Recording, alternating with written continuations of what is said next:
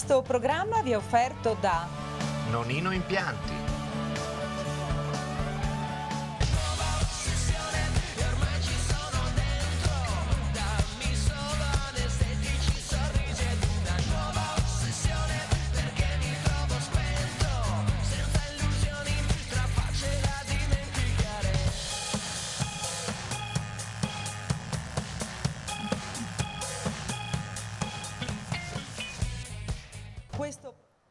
Buonasera e ben ritrovati a Friuli Economy. Saluto subito Elena Bezzutti, oggi in completo giallo, bello solare anche su un giallo tema... solare per l'efficienza energetica e per il risparmio con la tecnologia LED. Ecco, andiamo avanti con temi di questo tipo, consumeristici, sicuramente di interesse della gente, puntata che appunto si occupa dei risparmi sia nella pubblica amministrazione che anche nelle imprese private attraverso l'uso dei LED. Presentiamo subito i nostri ospiti che sono Diego Passon, libero professionista, nonché anche docente al Civiforum, nonché anche membro del Collegio dei Periti Industriali di Udine.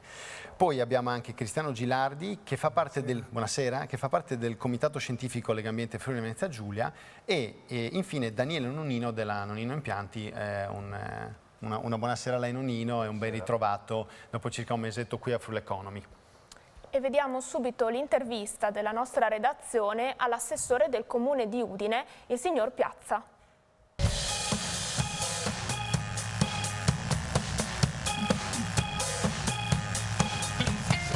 Importante investimento del Comune di Udine per quanto riguarda l'illuminazione pubblica che diventerà quasi completamente a LED, il che significa minori consumi, maggiori risparmi e potenza illuminante e anche riduzione dell'inquinamento luminoso, il che significa che si vedranno meglio anche le stelle.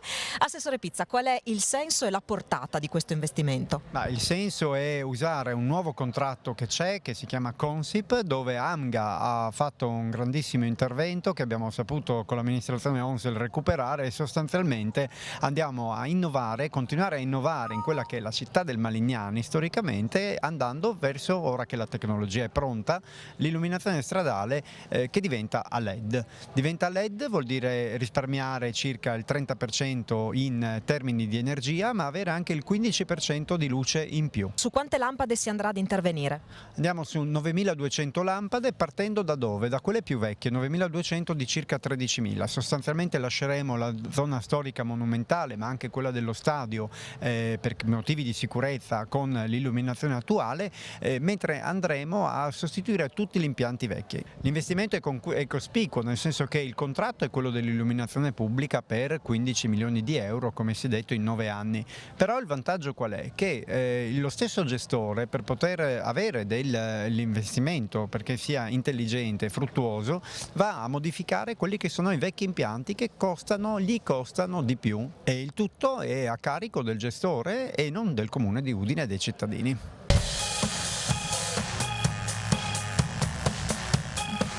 Ecco, l'assessore Pizza parlava, per quanto riguarda la pubblica amministrazione di Udine, di un risparmio attorno al 50% attraverso l'utilizzo dei LED e anche di un aumento del 15% della visibilità.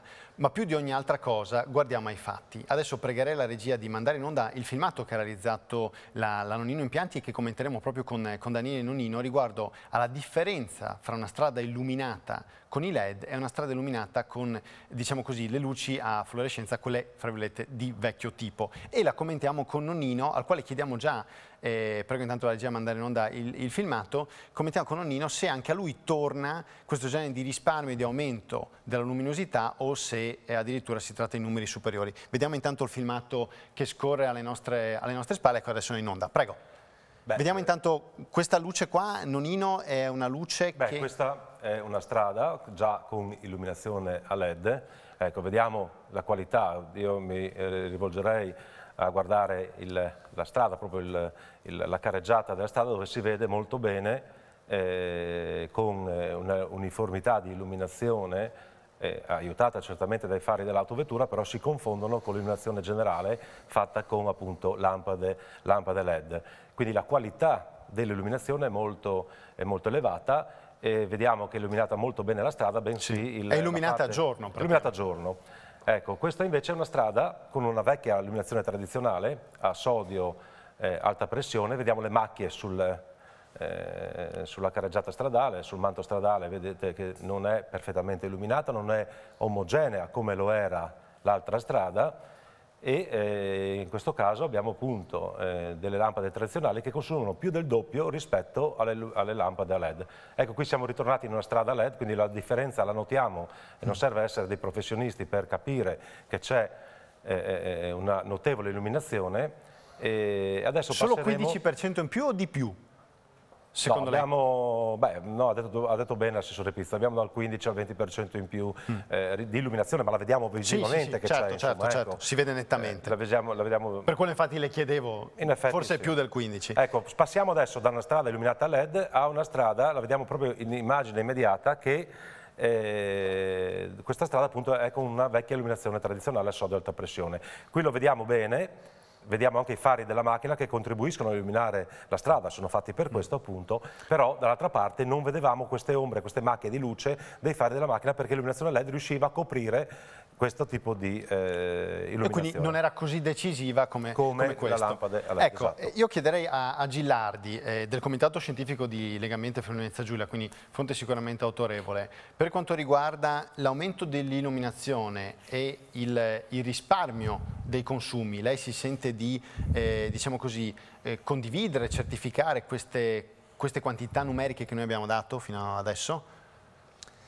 Allora, come aumento dell'illuminazione posso dire che il progresso c'è stato rapidissimo negli ultimi 4-5 anni. Si è partiti da condizioni anche base, cioè l'illuminazione tradizionale, sodio a alta pressione oppure a fluorescenza delle strade, in genere deficitarie per quanto riguarda le norme di sicurezza e le norme che riguardano il codice della strada. Con l'occasione di mettere i LED si è passati invece a degli standard di illuminazione sicuramente che rispondono alle necessità della sicurezza stradale, quindi del codice della strada. In più la forma delle lampade, si chiamano armature dei LED, aiuta a concentrare la luce dove mi serve, quindi sulla strada, sui marciapiedi, negli incroci, sulle aree effettivamente che servono, senza andare a disperdere la luce sui muri delle case. Come abbiamo visto proprio nel filmato. Aumentare la luce dove è importante. Questo comporta anche, a parità di resa energetica, un risparmio energetico, un risparmio economico, perché i LED, per la loro tecnologia e per come sono fatte le lampade, consentono di avere maggiore illuminazione con meno energia, e questo ci interessa parecchio. Quindi, se ho capito bene, c'è una gestione elettronica del flusso appunto della luce, e quindi si riduce quello che si può chiamare l'inquinamento, no? Luminoso. Ci conferma?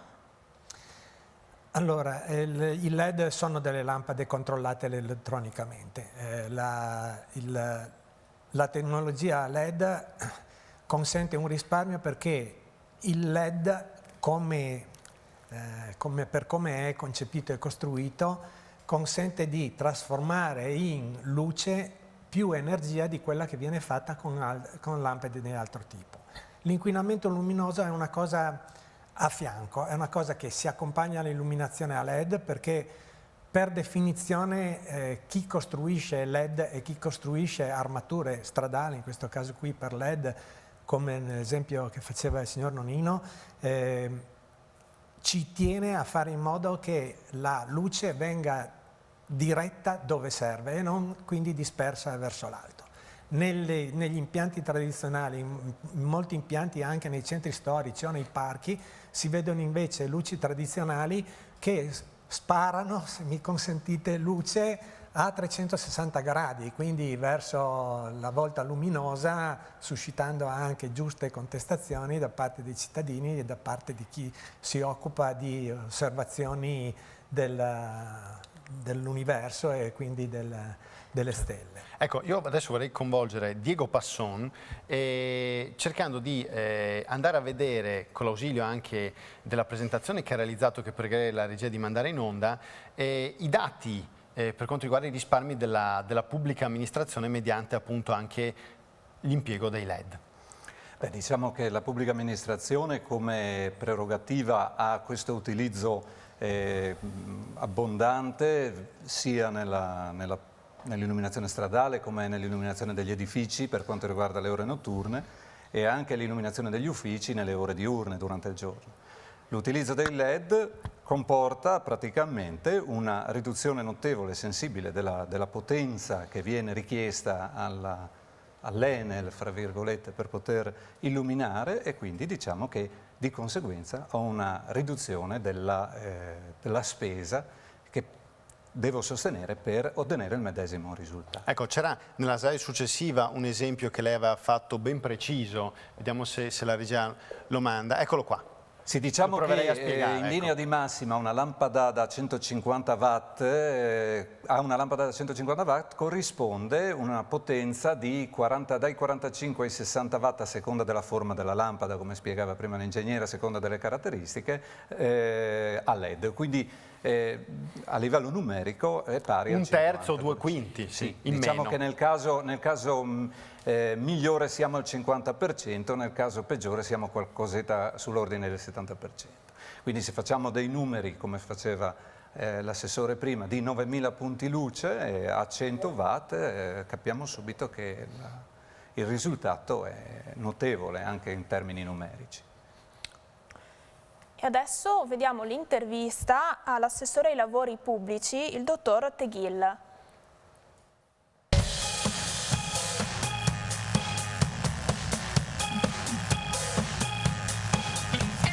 Quali sono state le soluzioni adottate dalla provincia sul fronte del risparmio energetico per quel che riguarda gli edifici in gestione? Beh, innanzitutto con i nuovi edifici sono state adottate tutte quelle che erano le normative per il risparmio energetico. Facciamo due esempi, l'Istituto Bachmann di Tarvisio, ma anche il nuovo Stringer qui a Udine. Si è iniziata poi anche una politica di sostituzione di quelli che sono i corpi illuminanti in maniera tale da risparmiare attraverso il posizionamento di LED quasi in tutto il Malignani, ma anche in molte altre scuole della provincia stessa. Ma risparmio energetico vuol dire anche contenimento del caldo o del freddo e in questo senso ci siamo così peritati nella sostituzione di diversi infissi nelle diverse scuole. Parliamo di interventi anche di notevole entità, perché l'intervento quest'anno, lo Zanon che è in atto, fa una spesa di circa 500.000 euro, altre 510.000 euro al Cecconi, dove gli infissi sono particolarmente vetusti, è una scuola del 1924, quindi vanno riposizionati con le stesse però caratteristiche, quindi un impegno anche lì di 510.000 euro. Ma la novità assoluta, e credo che sia quella più importante, è che con il prossimo anno la gestione del calore di tutto l'impianto del centro studi, quindi comprendendo il Marinello, lo Zanon, il Malignani e gli altri vicini, faremo il contratto presto con Aton per applicare il teleriscaldamento, che vuol dire eliminare tutte quelle che sono i nostri impianti, attaccandosi a un impianto che consentirà evidentemente in termini di compensazione energetica un risparmio eccezionale.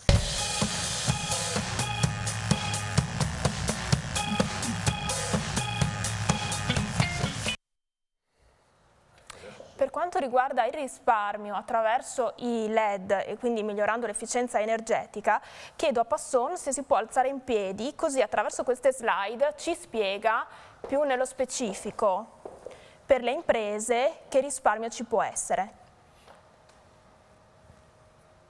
Vediamo che partono. Prego, si avvicini Passon. Vediamo ecco che adesso che parte. Ecco qua. Allora parliamo di certificati bianchi. I certificati bianchi sono una sorta di incentivo che l'Italia a livello mondiale per una volta ha realizzato in forma positiva riguardano praticamente sono dei titoli di efficienza energetica, dei titoli di borsa che vengono quotati all'interno del mercato elettrico e monetizzano, quantificano l'efficienza energetica. Cos'è l'efficienza energetica? È il rapporto tra l'energia fornita e l'energia resa, quello che do in base a quello che ricevo.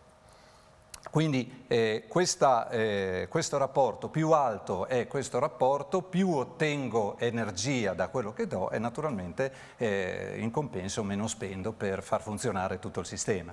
Molto meritocratico. Vediamo ancora avanti. Chi è che lo gestisce? Lo gestisce l'autorità per l'energia elettrica e il gas a livello nazionale su diciamo, mandato dell'autorità. L'Enea gestisce le normative per poter accedere, per poter richiedere questi certificati bianchi a livello ministeriale. Vediamo con la prossima slide, eccola qua. Praticamente che cosa succede? Succede che il cliente finale da tutto questo, cliente tradizionale quale industriale piuttosto che domestico, sembrerebbe non avere nessun beneficio perché in realtà dai certificati bianchi in prima battuta hanno beneficio le aziende distributrici dell'energia, però in realtà con una sorta di meccanismo che poi spiegheremo potremo arrivare ad un calo della bolletta. Di quanto? Se volessimo quantificare, dare dei numeri. Nella slide dopo ecco, vediamo che cosa può succedere. Sono dati che comunque vanno sempre presi con le pinze, però obiettivamente è abbastanza vicina alla realtà. Un'attività commerciale, un negozio che spende circa 500 euro al mese di energia elettrica e a cui corrispondono 2600 kWh di consumo, può attraverso l'utilizzo di sorgenti a LED portare la potenza impegnata da 8,6 kW al giorno a circa 4 kW e mezzo al giorno. Questo quindi mi porta a ritroso a un risparmio di circa 154 euro al mese. Parliamo di media.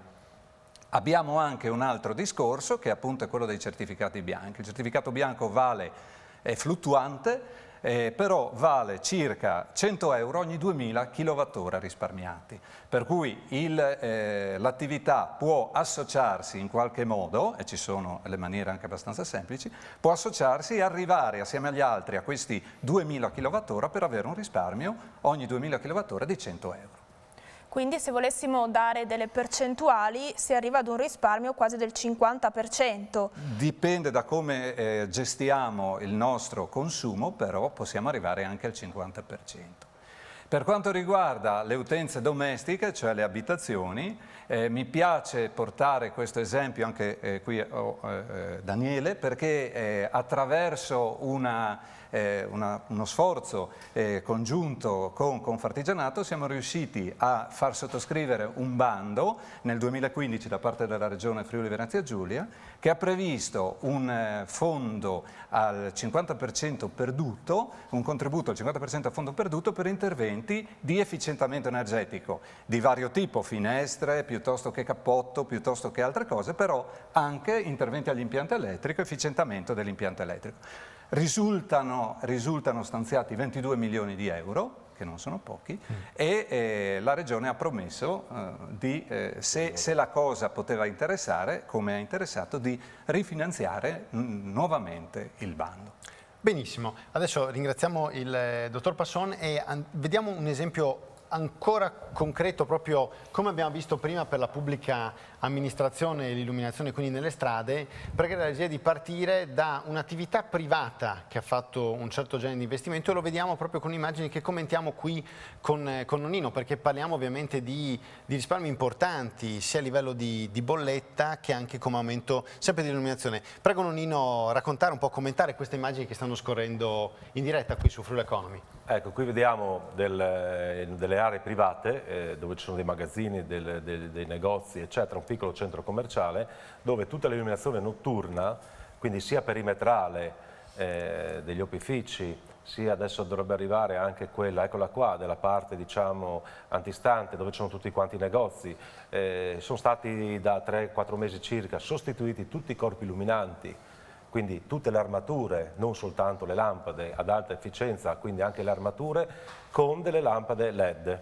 Qui vediamo come di notte noi ci troviamo in questo centro commerciale e vediamo gli oggetti che ci sono, li vediamo molto bene perché sono molto ben illuminati.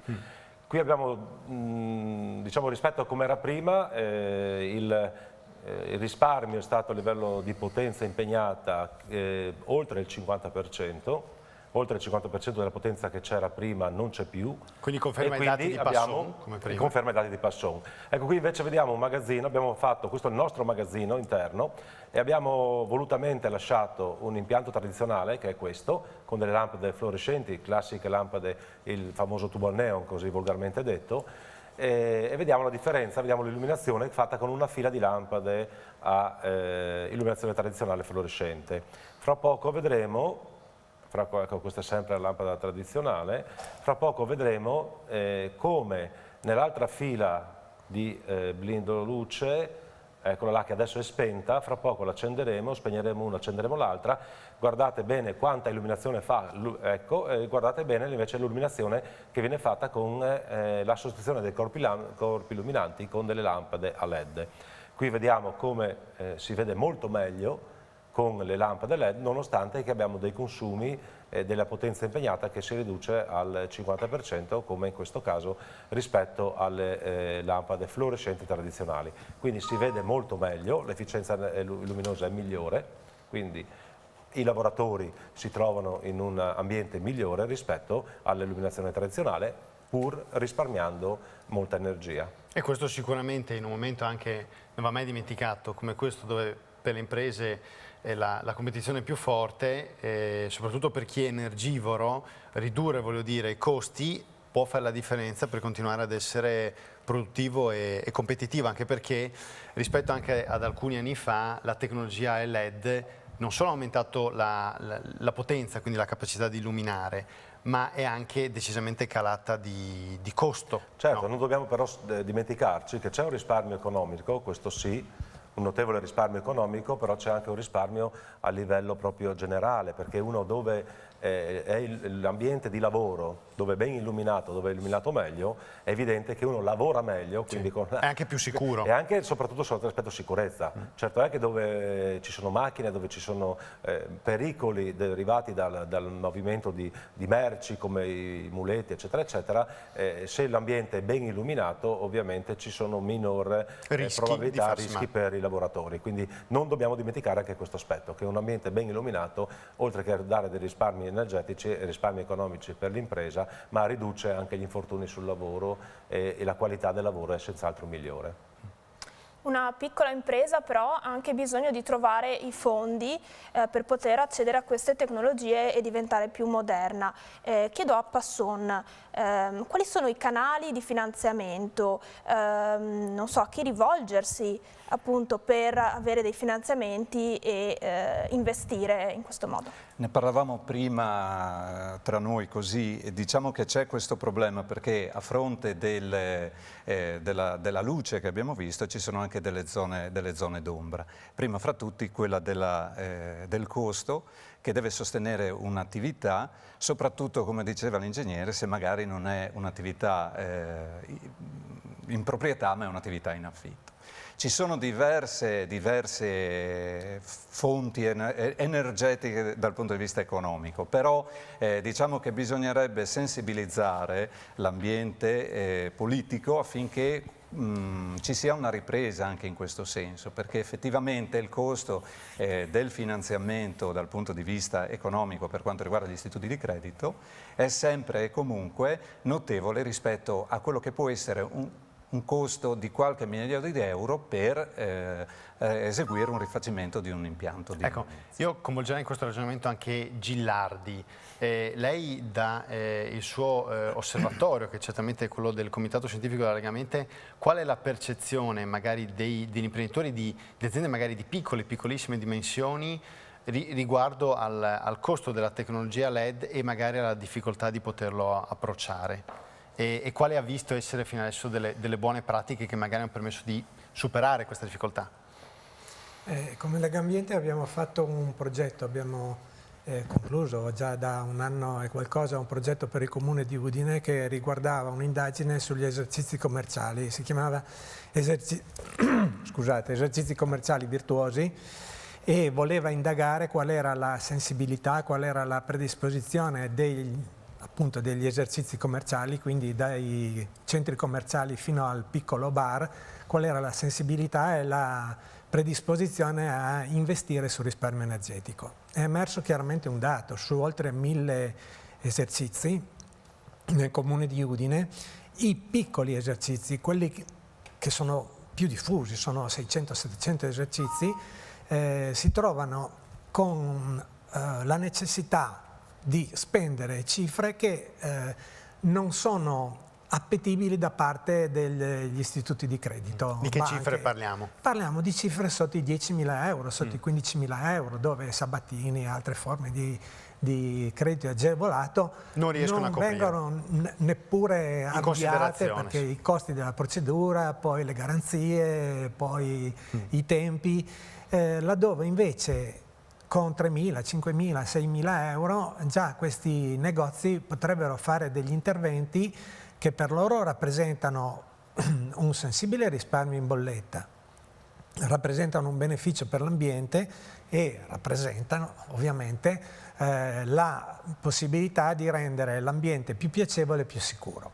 Con i LED si può fare di tutto, si può lavorare sulla tonalità di colore, sulla potenza, programmare giochi di luce, gli architetti si sbizzarriscono. È chiaro che migliorerebbe anche la struttura dentro per molti aspetti, con questa luce. Anche dal punto di vista commerciale, secondo me, entrare in un negozio che un bar o un negozio d'abbigliamento, una farmacia che presenta un ambiente correttamente illuminato, anche un po' più fresco, perché i LED, risparmiando energia, riscaldano meno, quindi c'è meno necessità di climatizzazione, e un ambiente più piacevole, perché la luce mette in evidenza i prodotti in vendita, il banco e così via. Servirebbe un accordo forse tra associazioni di categoria e con la regione, enti pubblici, che possano fornire questa spinta necessaria a un quantitativo importante di aziende che sono sotto questa soglia minima per, non parliamo di certificati bianchi, ma per accedere a forme di finanziamento bancario interessanti. Ecco. Anche perché nel lungo periodo i costi dell'energia saranno in ascesa a causa di, come sappiamo, l'innalzamento della temperatura anche qua in Friuli.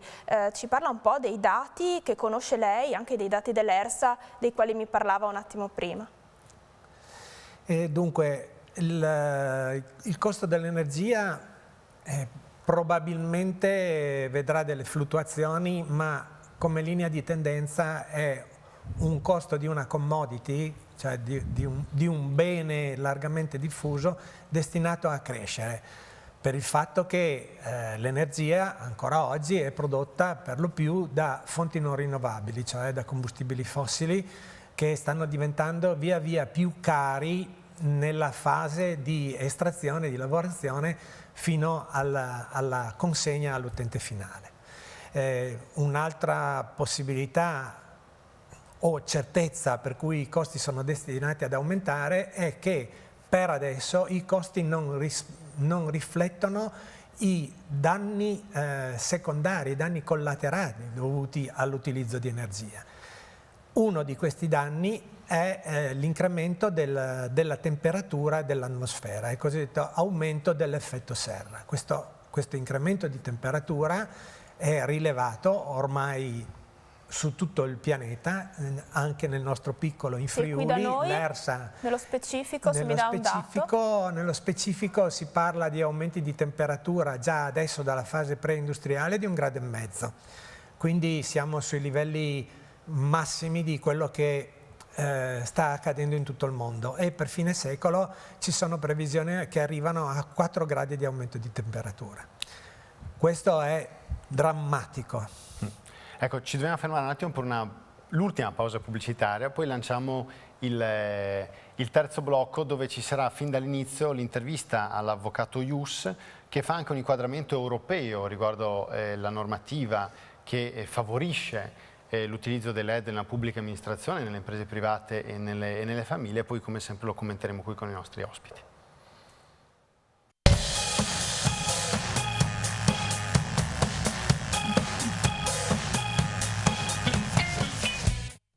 Buonasera Massimo, grazie della linea, un saluto a tutti coloro che ci seguono da casa e agli ospiti in studio. Questa sera vi vorrei parlare della legislazione europea in materia di maggiore efficienza energetica delle lampadine. Perché l'Unione Europea si è concentrata sulle lampadine? Beh, sappiamo che stiamo vivendo un cambiamento climatico. Il cambiamento climatico è sostanzialmente dovuto all'aumento del gas serra, e il gas serra per l'80% è relazionato al consumo di energia elettrica. Ecco quindi che l'Unione Europea si è posta come obiettivo quello di ridurre le emissioni di gas serra entro il 2020 del 20%. Come fare a raggiungere questo obiettivo? Sostanzialmente l'Unione Europea ha adottato una serie di misure che coinvolgono gli elettrodomestici per la diminuzione del consumo e per il cosiddetto efficientamento energetico. Queste misure sono spiegate in un documento che è chiamato di politica energetica per l'Europa.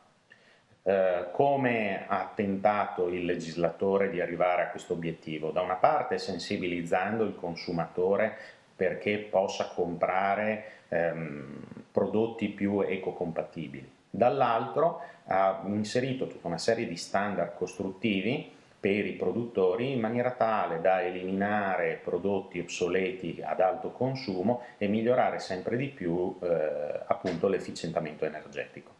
Per quanto riguarda gli elettrodomestici ci sono tutta una serie di provvedimenti. Andiamo a vedere nello specifico quello che vi dicevo, ossia il mercato delle lampadine. Innanzitutto un primo regolamento è stato adottato dalla CEE ed è il 244 del 2009. Questo prevedeva una serie di misure volte alle lampadine non direzionali ad uso domestico e prevedeva una roadmap che doveva concludersi, come effettivamente è stato, entro il 1 settembre 2012 con l'eliminazione di tutte le lampadine ad incandescenza. In realtà il regolamento prevede che i produttori non possano più realizzare questo tipo di lampadine, che però chi ha delle scorte, i negozi che devono ancora vendere queste scorte, possano farle fino ad esaurimento. L'altro regolamento è il regolamento UE 1194 del 2012, che regola, imponendo degli standard costruttivi, le lampade direzionali e quelle LED. Per la prima volta è stata inserita una normativa specifica sul moduli LED. Anche in questo caso era prevista una roadmap che doveva svolgersi in 3 fasi e l'ultima fase doveva concludersi col 1 settembre del 2016. Tuttavia l'anno scorso il termine è stato esteso al 2018. Bene, io vi ringrazio, vi saluto e vi auguro una buona serata. Andy.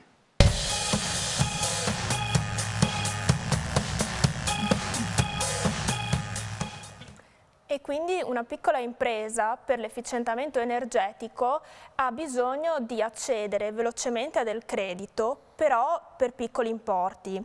E quindi Nonino, che cosa può fare e a chi può rivolgersi? Beh, in questo caso riprendo quello che diceva l'ingegnere, che ci sono grosse difficoltà per le piccole imprese soprattutto, perché gli efficientamenti energetici per le piccole imprese sono magari anche relativamente poco costosi, però comunque hanno una rilevanza importante e per una banca è evidente che fare dei finanziamenti per 5, 6, 7, 8 mila euro, perché di questo si tratta per un piccolo ufficio, per un piccolo negozio, per un bar, eccetera, gli importi sono questi. Ovviamente con un momento di crisi eccetera è evidente che le imprese per fare questo devono accedere a dei finanziamenti bancari. Per le banche fare finanziamenti di questo tipo a lungo termine o medio termine diventa molto costoso e più delle volte si rifiutano di farlo. In questo caso qui ci vuole appunto la regione, la politica che ci metta del suo, proprio per le piccole imprese, per gli artigiani, le piccole imprese o i piccoli negozietti o i piccoli uffici che hanno necessità di fare questo. Le grosse imprese ovviamente hanno degli importi decisamente superiori, quindi l'accesso bancario, l'accesso al credito bancario è molto più facile. Ma in questo caso dobbiamo anche prendere in considerazione un'altra cosa. Abbiamo parlato di efficientamento energetico a livello di illuminazione, ma non dobbiamo dimenticare che per le grosse imprese un'altra fonte di risparmio energetico è quella del rifasamento dei propri impianti. Qui magari il perito Passon potrebbe darci una mano a spiegarci un attimino che cosa si tratta, perché anche qui è una forma di risparmio che non viene considerata, perché l'illuminazione la vediamo tutti, però è tangibile, è tangibile, eccetera, eccetera. Sì, esatto, la temperatura, il caldo, il freddo è tangibile, mentre questo famoso COSFI, questo sistema di rifasamento non è tangibile, però genera dei risparmi importanti. Magari appunto il perito Passon qui ci può dare una mano a spiegarci di cosa si tratta. E lanciamo la palla ovviamente a Passon, che poi dopo gli dobbiamo ancora alcune slide della sua presentazione. Beh, eravamo partiti bene, nel senso che con il marzo del 2015 c'era un decreto che prevedeva che entro il 1° di gennaio del 2016 di quest'anno le aziende dovessero obbligatoriamente portare il loro COSFI a 0,95, un numero che ai più non dice niente, però qualche centesimo di questo numero porta delle spese sull'onere finanziario dell'industria, della singola industria, notevoli. Ma non è solo questo. Il problema è che l'energia che ciascuno di noi consuma va a ripercuotersi sul bilancio energetico globale. Noi in Italia purtroppo siamo poco sensibili, o fino adesso siamo stati poco sensibili, per cui anche in questo caso, mentre in Europa hanno un fattore di potenza o COSFI già di 0,98 in certi casi, noi obblighiamo al 0,95. Quindi vuol dire che cosa? Vuol dire che ogni 100 dati, 5 vengono persi dal sistema. Ci danno dell'energia, di quell'energia 5 viene pagata ma persa. Uno potrebbe dire, ma tanto io la pago, sì, cosa volete da me? Sommiamo tutte le industrie, sommiamo tutti i consumi che ci sono di un certo livello e vedremo che per trasportare tutti questi 5 che vengono persi, e ce n'è anche più di 5, vediamo che abbiamo una spesa enorme in energia persa, quindi abbiamo una spesa inutile. Ecco, riprendiamo un po' anche dalle slide dove eravamo fermi, perché c'è anche un tema che poi riguarda la formazione, che è importante. Magari prego la regia di mandare l'ultima parte della presentazione che aveva fatto Passon. Ecco, andiamo già in onda direttamente, sì. Ecco qua. Allora, come dicevamo prima, la prima parte riguarda appunto il discorso del COSFI e speriamo che dal 1° gennaio di 2017 trovi attuazione questo decreto. Causa la crisi di cui parlavamo prima, è stato reiterato per almeno un anno. Per quanto riguarda invece la formazione, ho letto anche sul web in varie salse che viene accusato anche la scuola di non formare sufficientemente i ragazzi e viene accusato anche le organizzazioni di categoria di non sensibilizzare sufficientemente i propri iscritti, gli elettricisti, a questi argomenti. Io credo che ciò non sia vero. Facciamo a livello di Confartigianato notevoli sforzi in questo senso per portare questo messaggio. E anche noi al Civifor, nel reparto elettrico, il Civifor che è storicamente uno degli istituti professionali che si occupa di formare gli elettricisti, sensibilizziamo i ragazzi a questo argomento, perché è un argomento importante, dipende da ciascuno di noi, che sia il semplice cittadino, la semplice signora Maria, piuttosto che un operatore più o meno grosso dell'entità economica, arrivare a un risultato. Ma Gilardi, secondo lei i cittadini in Friuli e soprattutto i ragazzi si sono resi conto di quanto i LED fanno risparmiare oppure siamo ancora un po' indietro?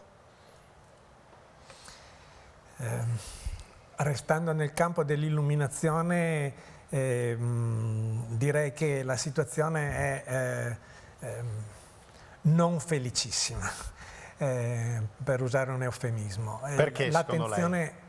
Perché l'attenzione al risparmio nei giovani, almeno io ricordo quando ero giovane, di questi problemi non si parlava quasi, no? Non esisteva questo discorso qua.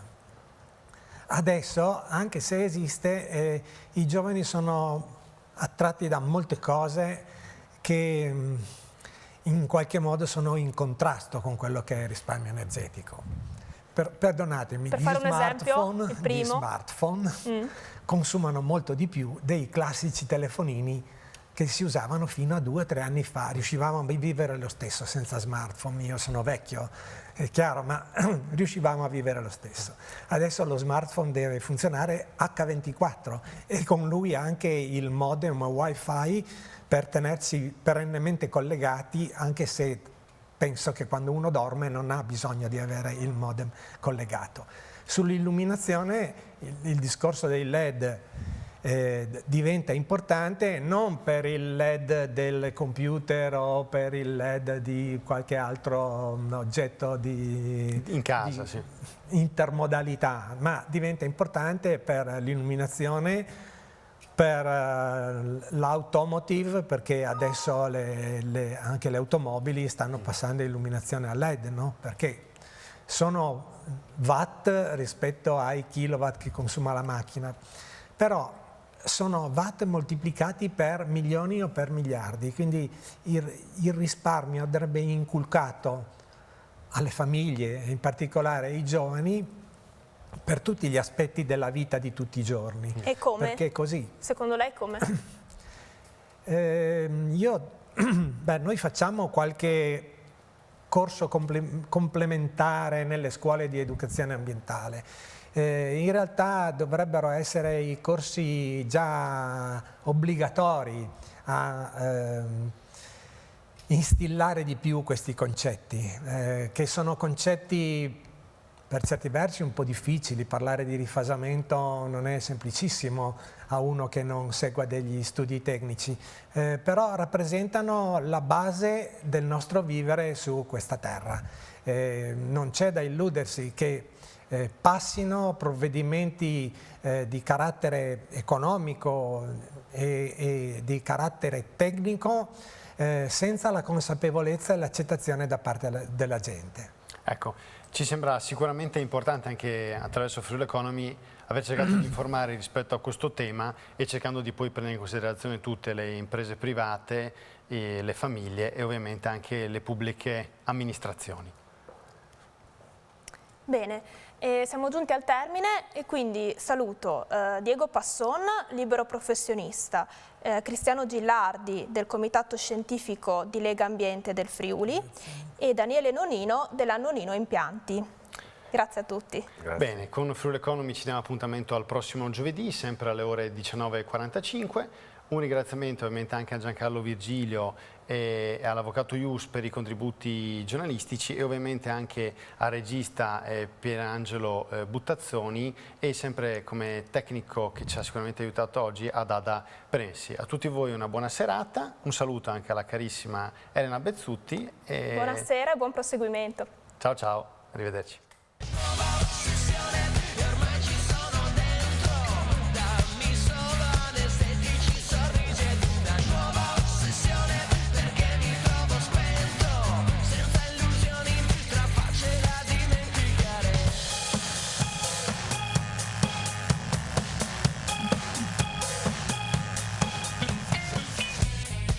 Questo programma vi è stato offerto da Nonino Impianti.